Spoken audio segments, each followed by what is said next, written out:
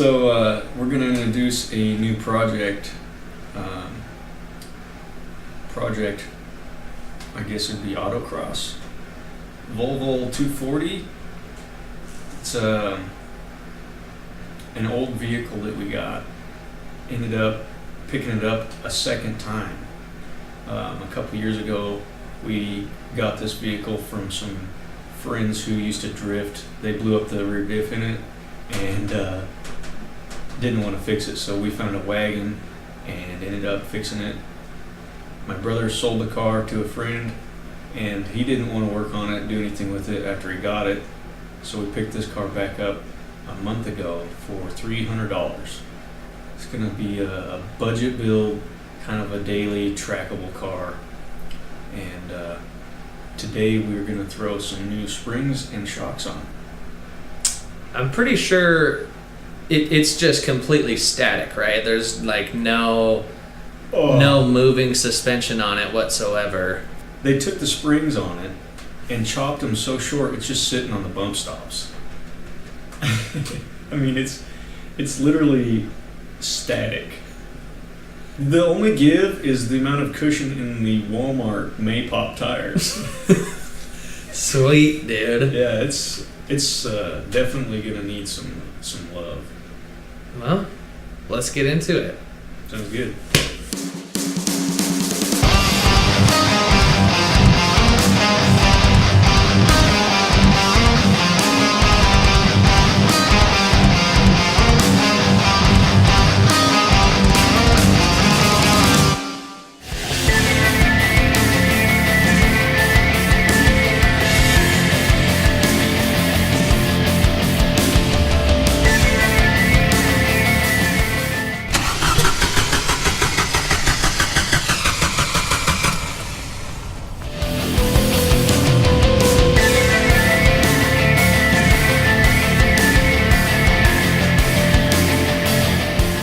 Ooh, what do we got here? Struts, lowering springs that aren't chopped to 2 inches. Yeah, here, you better check these out, guys. Oh, Those are junk. What's up, What up, Spring fam? Spring fam? Dude,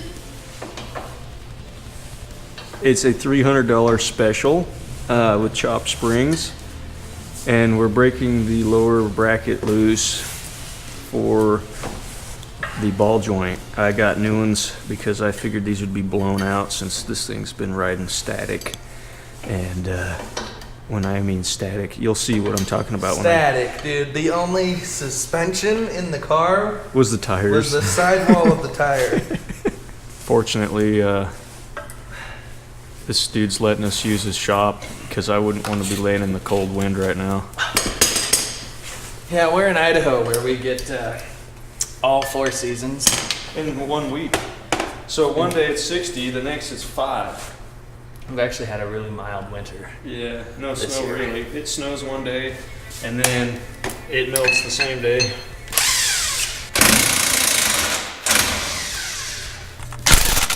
Oh, this has got we need a wrench on top of it. Oh, dang. Okay, don't do that. You'll blow your fingertips off.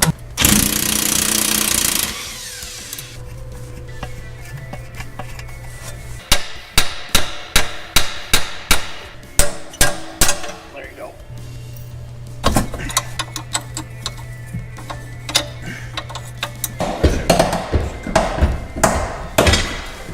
Oh my God.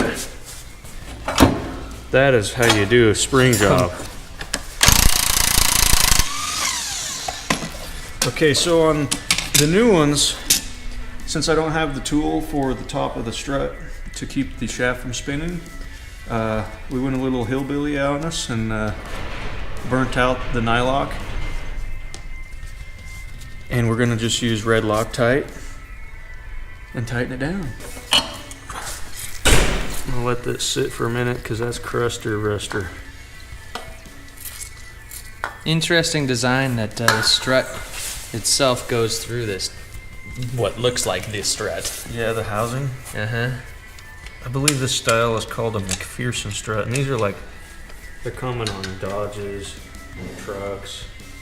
There you go.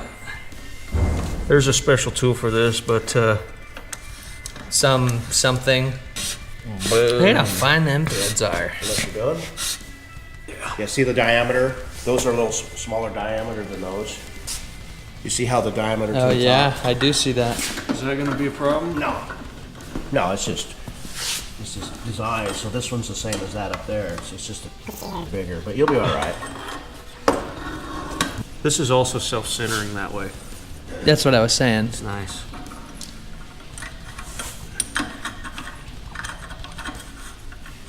Those are some fine threads.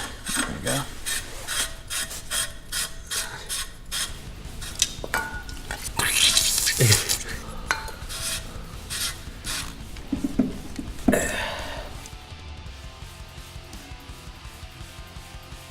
Okay, so bump stop goes in, right? Yes, sir. You want grease for that? Pretty sure that's where it bottoms out. Yep, it bottoms out. Okay, so we need to put the boot on. Boot and then on, that bump stop. Boot on, then bump stop. Alright, so nice. You know what your boys are doing. We're getting down there, but.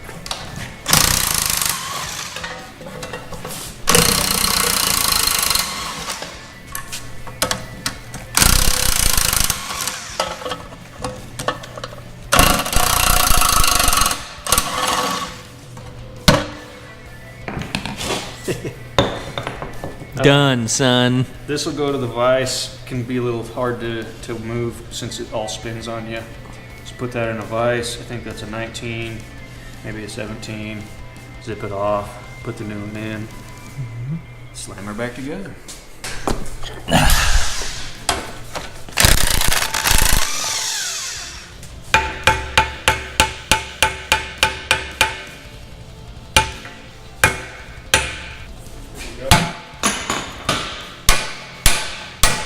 There we go. What a dandy.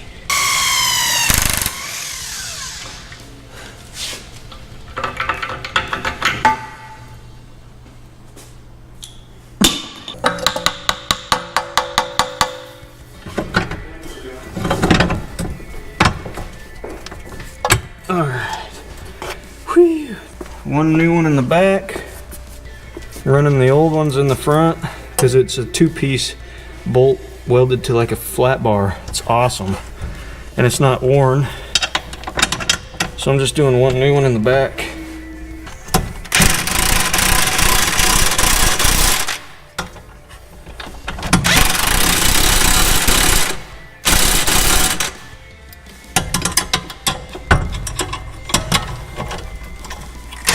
Ready? Yep. Look at that. It's all new. It's just slightly seasoned with road grime. And it'll probably get hot, like pressure washed. And probably maybe some black paint. I think that's the nut. Quit turning it! Quit turning it. I'm trying to bolt it on. There's some crime up in that grime, dude. There's nothing in the hole though. So this is a weird size too. I've never seen an 11. It's not a 3/8, it's not a 10, it's not a 7/16, it's an 11. And this is a 14. Super weird. Them Volvins, man. My Toyota is 8, 10, 12, 14. This is like 11, 13. Yeah, this car is like 9, 11, 13, 15, It's yeah. damn near 19.5.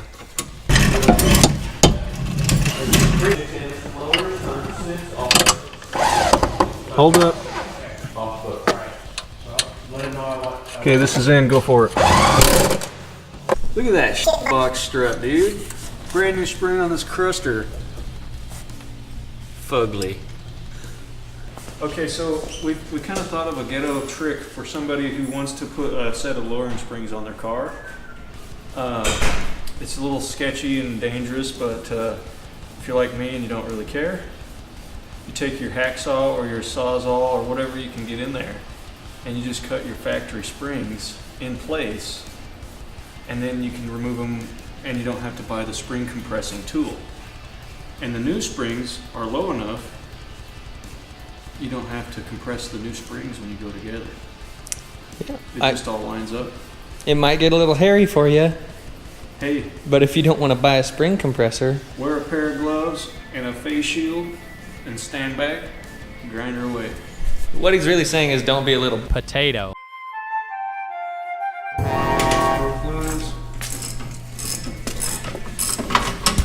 This thing is Wow, look at that beautiful spring. just sitting and chafing that. Man, that's nice. These are the rears here. Put that right there. Bingo.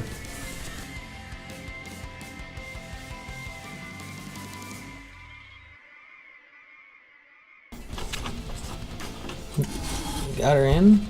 Yeah.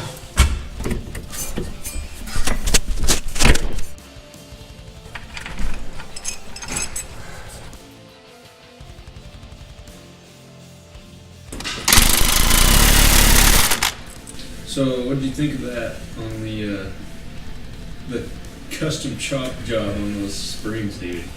Do you know that person? My brother went to school with him, and I don't know if he did it or what, but he got lucky, man. I mean, he didn't care about that car whatsoever. Apparently. I mean, as you can tell, you know, I think we can see it in the video that one of the quarters is just smashed. And I'm sure they just, you know. It looked like they took it out, drifting around, and slapped a tree or something. I think he Concrete barrier. must have hit something pretty good. Those They tried to springs though, however, ooh, those were tasty. The cut ones, man, they looked good. Dude, I know. I think I want to put them on a sandwich. That being said, I think IPD springs, the ones we got, they're going to be really nice.